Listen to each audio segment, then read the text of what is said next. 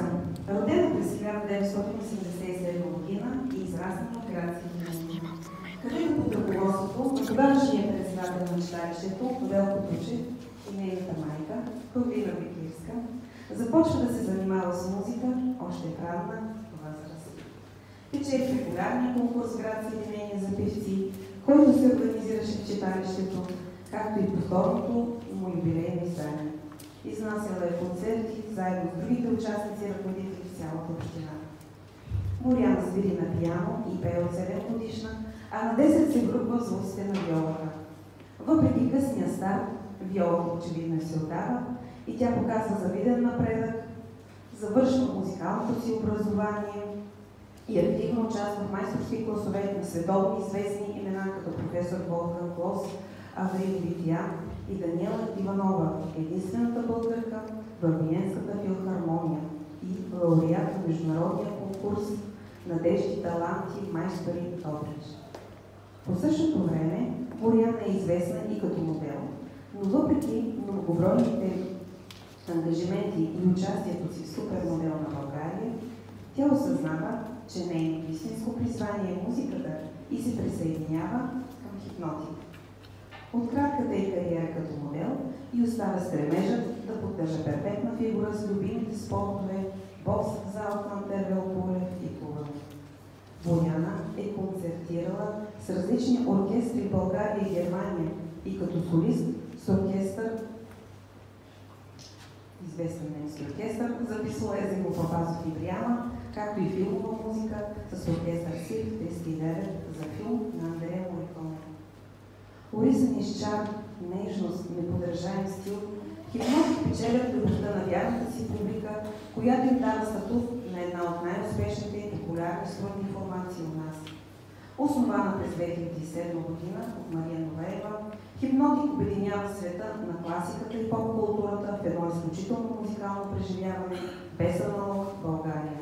Един от първите концерти на групата е бил за 3 март на Европейския парламент в Брюксел. Следва множество сцени по света и у нас, както и телевизионни изяви с прочутия състав.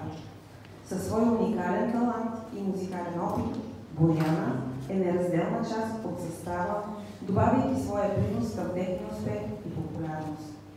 Триото разчупва традиционните рамки в класическия кросовър стил и покорява не само българската публика, но и световно известният квартет Бонд, който избира именно тях, за да открие концерти в София. Няма значение откъде си, на колко години или каква музика харесваш, Хипнотик те грабва и те кара да се чувстваш част от магията. Освен всичко това, Боряна е живяла в чужбина, като е специализирала и в още една област – холистичната терапия. В Англия тя е била терапевт на благородния внук на кралица Елизабет II, сър Питър Пилипс. След това се връща в България и надгражда всички знания, за да създаде свой бранд лечебни продукти Боряна Хер, които помагат на много хора в България и чужбина. С нейния партньор отглеждат чиста храна, изнасят лекции на различни фестивали в България.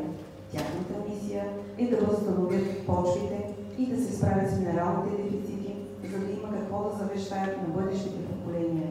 Чиста храна и здрав организъм на хората след тях.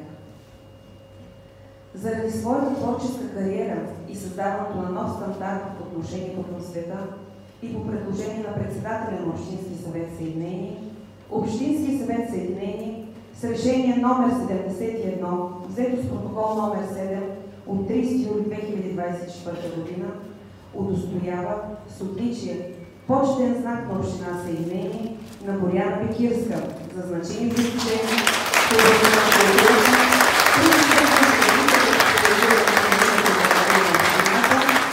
и значими дейности в областта на съхранението и опазването на историческото наследство на територията на Община Съединение.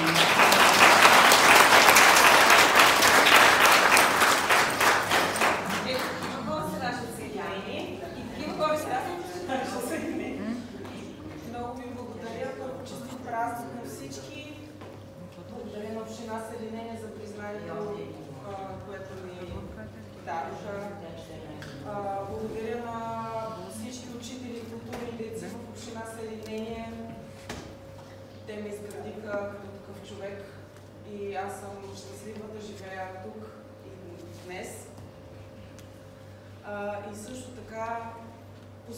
давам тази награда на хората, които ме изградиха като музикант и като човек най-много, най-силно. Това е майка ми Павлина Бекилска.